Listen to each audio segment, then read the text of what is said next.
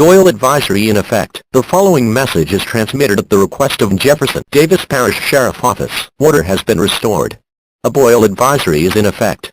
City officials will keep this in effect until tomorrow. More information will follow. Doyle advisory is in effect.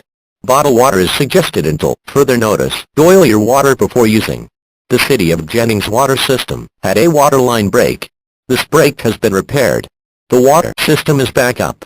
It is suggested to boil water before using. This boil advisory is in effect until further notice. The Office of Emergency Preparedness will update this information through this public notification system as soon as we get the information from city officials. Download our app to continue to monitor the situation. https://cdn.myoctpoint.com/octfap/151,470,546/code/downloadcar.png